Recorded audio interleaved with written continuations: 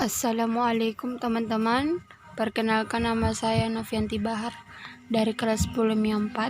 Saya akan menjelaskan reproduksi jamur, reproduksi secara vegetatif dan reproduksi secara generatif.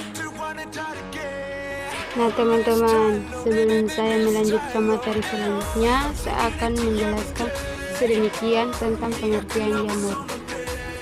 Reproduksi jamur dapat secara seksual, generatif, dan aseksual. Vegetatif. Secara aseksual, jamur menghasilkan spora. Spora jamur berbeda bentuk dan ukurannya dan biasanya uniseluler, tetapi ada pun yang multiseluler. Apabila kondisi habitat sesuai, jamur perbanyak diri dengan memproduksi sejumlah besar spora aseksual. Spora aseksual dapat terbawa air atau angin. Bila mendapatkan kontak yang cocok, maka spora akan berkecambah dan tumbuh menjadi jamur dewasa. Jamur dapat berkembang biak dengan dua cara, yaitu secara aseksual dan seksual. Secara aseksual dilakukan dengan pembelahan, yaitu dengan karakter membagi diri untuk membentuk dua sel anak yang serupa. Pengucupan, yaitu dengan cara sel anak yang tumbuh dari penonjolan kecil pada sel inangnya agar membentukkan spora. Spora aseksual ini berfungsi untuk menyebarkan spesiesnya dalam jumlah yang besar dengan melalui perantara angin atau air.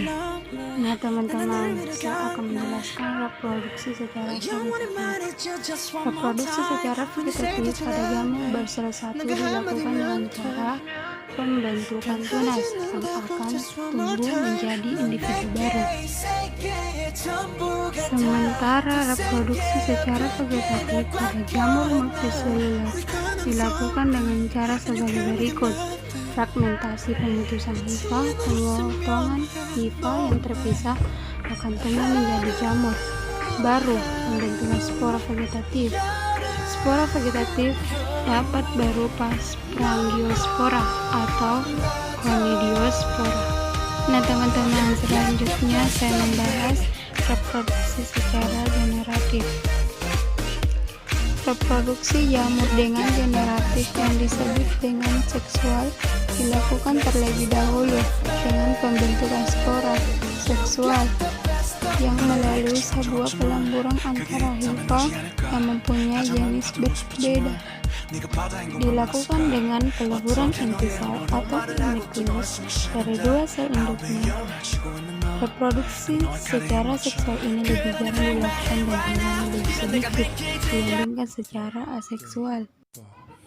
Perkembangan ini terjadi apabila berada dalam keadaan tertentu, merupakan reproduksi darurat yang dilakukan jika terjadi perubahan pada kondisi di lingkungannya, menghasilkan keturunan yang memiliki beragam genetik yang lebih tinggi dibandingkan reproduksi yang dilakukan secara vegetatif. Dari adanya variasi genetik tersebut memungkinkan akan menghasilkan keturunan yang lebih adaptif jika terjadi perubahan kondisi pada lingkungannya. Nah teman-teman, saya akan memperjelas gambar di atas yang pembahasan mekanisme secara deduktif. Yang pertama, hifa plus yang murah masing-masing yang ditimbulkan dengan N berdekatan membentuk gametodium. Gametodium merupakan material hifa. Gametodium mengalami plasmogami atau disebut dengan peleburan sitoplasma, membentuk zigosporidium eukariotik heterokaryotik dengan pasangan nukleus haploid yang belum bersatu.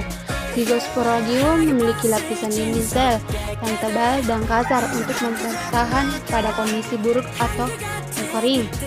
Inti diploid zigosporidium segera mengalami pembelahan secara meiosis menghasilkan zigospora diploid yang disimpulkan dengan N di dalam zigosporidium.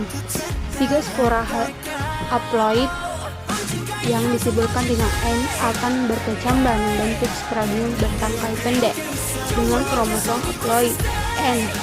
Sporadium haploid yang disingkat dengan N akan menghasilkan spora yang haploid N. spora-spora ini memiliki keanekaragaman genetik. Bila spora-spora haploid yang disingkat dengan N jatuh di tempat yang cocok, maka akan berkecambah germinasi menjadi hifa jamur yang haploid atau disingkat dengan N. Hifa akan tumbuh membentuk jaringan miselium yang semuanya haploid yang disingkat dengan N. Terima kasih teman-teman. Semoga pembahasan ini menambah wawasan kalian. Sekian dan terima kasih. Wassalamualaikum warahmatullahi wabarakatuh.